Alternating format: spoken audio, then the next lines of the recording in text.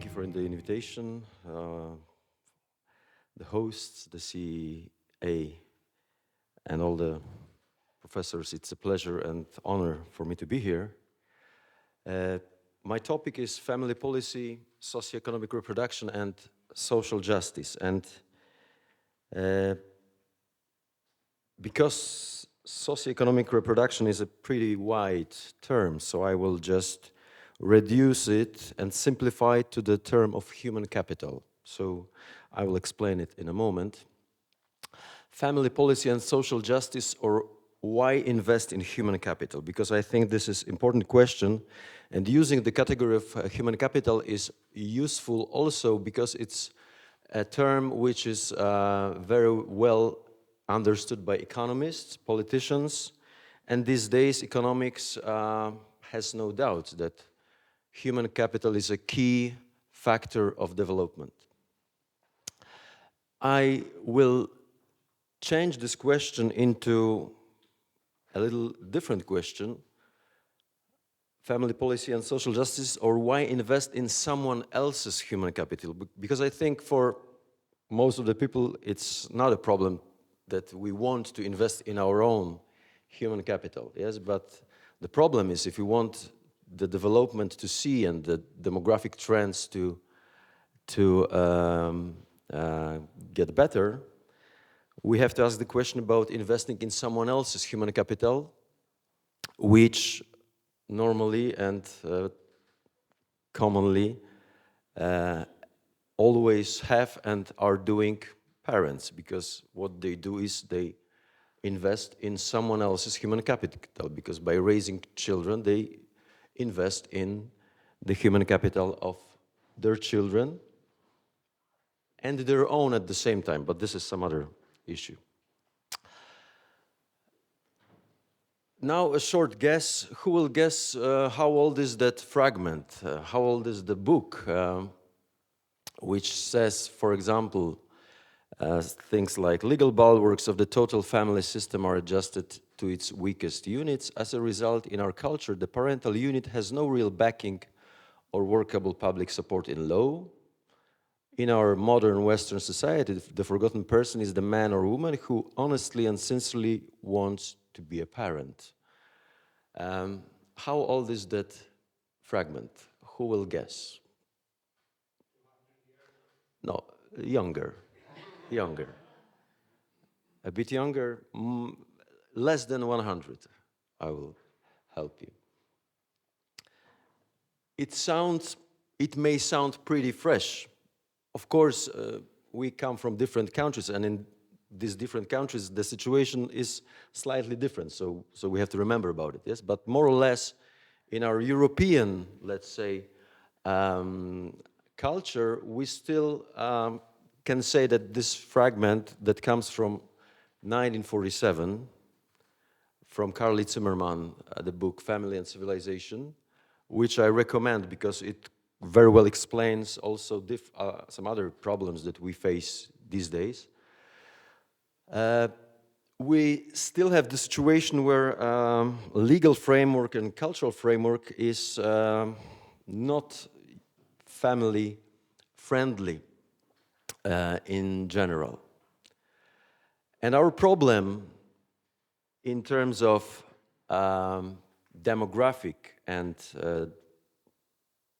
family is that we, from the concept of human capital and from other different also documents or statements, we hear that human being is the most important, most valuable asset or capital, yes? And at the same time, we have fewer and fewer human beings. Why? And I will try to touch this issue. And as I said, the important aspect of this demographic problem is the human capital deficit, which we already face. And I think this human capital category may be a useful term to enter into different discussions, because when we say about the demographic winter or replacement, population replacement level and so on, this may not be so precise or easy to understand. But human capital deficit, the aging population, the degrowth, the danger of degrowth is a real problem. And of course, human capital has been from the very beginning in the concept and the theory of human capital, it was seen as an investment. And investment which demands sacrifices and expenses that are made intentionally in order to create production reserves in the form of human individuals who will provide specific services in the future. And in the meantime, this is some short addition. In the meantime, in the social sciences, we no longer can say that this implicit assumption about that people will always want and will have children is no longer valid. This is the fundamental change that still, I think, has not been understood and accepted as the fact. Yes, that's not longer the situation, because to a large extent economic theories, social theories, they implicitly are based on this assumption that, well, people always had and will always have children. I'm afraid it's no longer valid, so it's quite important. And our situation and our paradoxes and contradictions. On the level of economy, we believe that our position on the labor market depends on the quality of one's own human capital. On the level of society, we socialize young generations to live or survive individually, to live alone, to be self-sufficient in a way. And on a level of culture, we award and adore individual achievements. And this contradiction was pretty well diagnosed by Daniel Bell a long time ago, in the 60s, 68. The very good book, The Contradictions of Capitalist Culture. And as a result, we create generations of self-sufficient specialists, which less and less often are willing to engage, share their time, life, wealth, and give next generations a chance to appear. And we can call it, first, we are causing a crawling deficit or crisis of human capital, and we create some kind, what I call, anti-family human capital. And that the family is the basic factory of human capital, it's not nothing new. It has been pretty well described and explained by Gary Becker and other authors, of course, Theodor Schultz as well. So what can we do about it? Where is the problem? What is the error? And we have two options. Some say, oh, the young generations are this and that. They don't want, they want, or they... Is it the problem in the young generation? Or in the system, in the culture that we have created? We reproduce, we justify, and the system and culture which shapes and trains these young generations, which less and less likely want to marry, start a family, and have children. I personally believe that the second answer is right. I think that the young generation is, for many reasons, I think similar, and we have been similar to them, and it's not their, it's not them to be blamed. So the question is, are these current demographic challenges a result of such a design of social and economic policy as well? I'm not talking about economic policy here, but we have to remember that social policy is not something isolated. It, of course, always exists in some kind of economic and legal framework, yes, at the same time. And as a result, we have uneven burden and unfair distribution of responsibilities and resources. And here we touch the problem of social justice. Is the contribution of families having and raising children and at the same time creating human capital as part of the contribution to prosperity and socio-economic development proportionately great, and is it adequately recognized and fairly compensated? Of course, when we talk about Poland or Hungary, I think a lot of good things have been done in last 10 years, let's say, yes? But still, there are things that need to be done, and I think we should also, for example, look whether the construction of this system, also in the legal context, is optimal for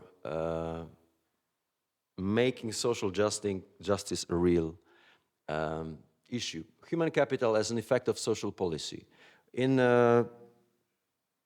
To simplify it, we can say that the social policy are all the actions, services, processes oriented towards producing human capital, which is necessary for, of course, social capital is also important. I'm not saying that human capital is just only thing we need, but human and social capital are like close concepts. But certainly social policy, and I think that we have forgotten to some extent that social policy is the process oriented, or should be oriented towards producing human capital. And I think this will simplify and this will help us see clearer whether this process is functioning well or not. Social justice and social policy. I recommend rediscovering the concept of social justice, because I think these days what we see, we have social justice concept somehow taken over by wokeism and cancel culture. Yes, I think it's good to think about it.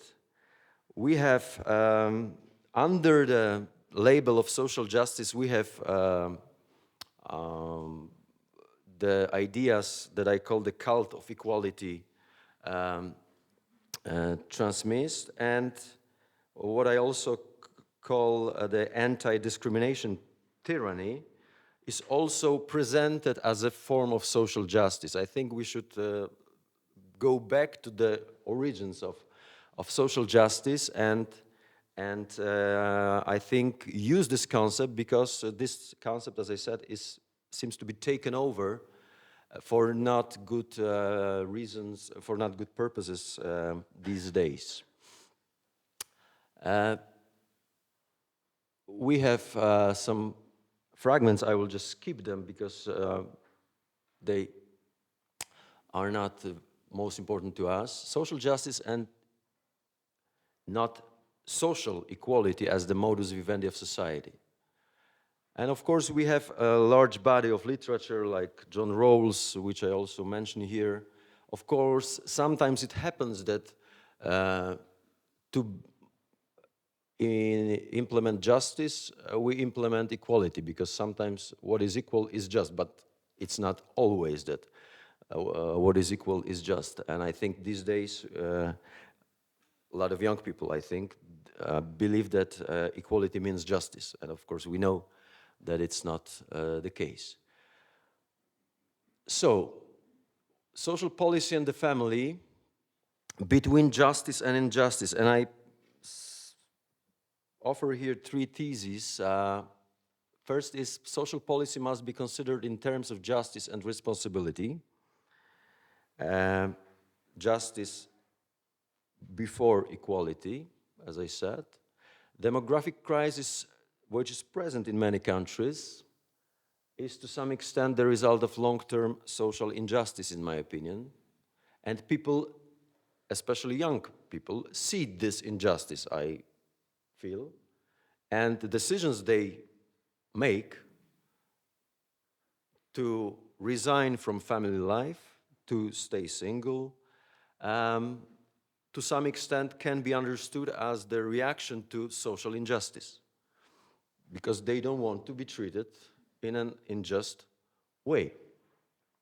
And I think, at least in Poland, still, and in many countries, the construction of pension systems is a good example of such systemic injustice, yes, where equality tries to replace justice and in fact creates injustice. And third thesis, social justice can't be reduced to wokeism, which happens these days, as I mentioned. So what can we do about it? Social justice in the name of equality, social injustice, sorry, in the name of equality. And this case of pension systems, I think most of you know what I'm trying to talk about. But we have, this dilemma or the problem of the vast majority of parents, and mainly women, who as a result of the decision to raise a large number, especially in these cases of large number of children, are forced to limit or give up their professional work, and as a result, they get punished when they retire. So, this demographic effect, which I'm trying to reconstruct, means that we ignore the link, or the system ignores the link between raising children and future benefits. And future benefits means not only human capital, which will productively support socio-economic development, but also the taxes, which are the source of the pension systems. This leads to perpetuated injustice and awarded, supported individualistic perspective, and thereby, as I said, may encourage people to abandon marriage and parenthood. And we have a problem that we can call the privatized costs and socialized benefits. So the parents pay the price of the human capital produced and the taxes paid by their children in the future, and society benefits productive workers and their taxes, which form or support the budget for pension systems. And I'm not talking separately about this responsibility, but we have, in this case, the example of the problem between internalization and externalization of responsibility, yes? Which can be also in this perspective described.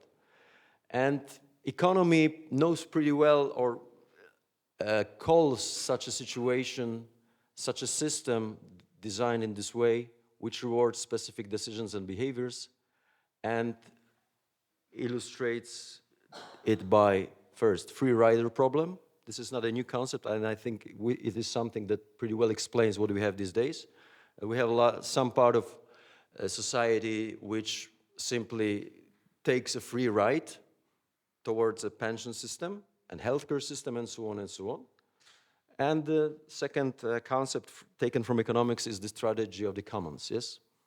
I'm not saying that these are the dilemmas, problems easy to solve, but I think at least we should start to look at them. And slowly, I think quickly I will move towards a conclusion.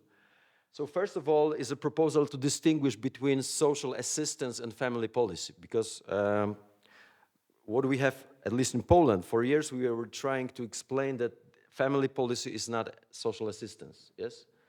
And still, it is quite often that people say social policy and they think about everything, yes? That family policy is just feeding the starving parents and children. No, this is social assistance, yes? When somebody is in a problematic situation and he needs support, he is not able to be, to take care about his family personally.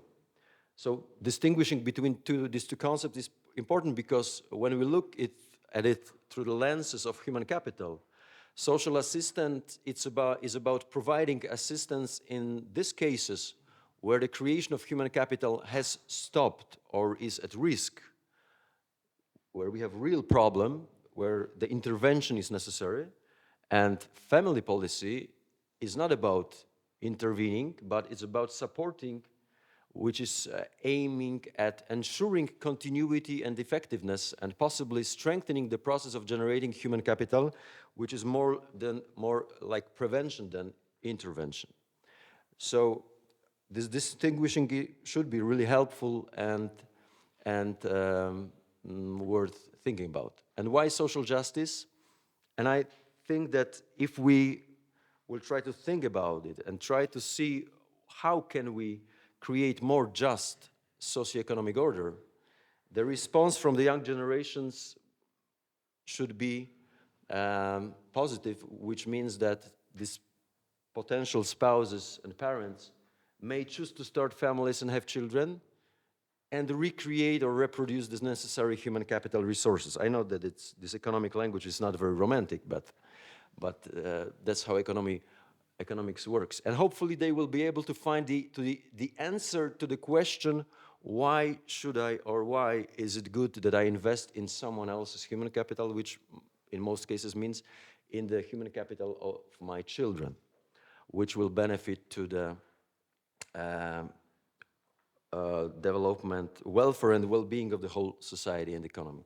And as the last slide, I propose to distinguish these three principles of effective social policy, human capital creation and maintenance, and these two lines, prevention and intervention, prevention as a family policy and intervention as social assistance. Second, responsibility and subsidiarity. I didn't talk about it much, but I think you understand the concepts.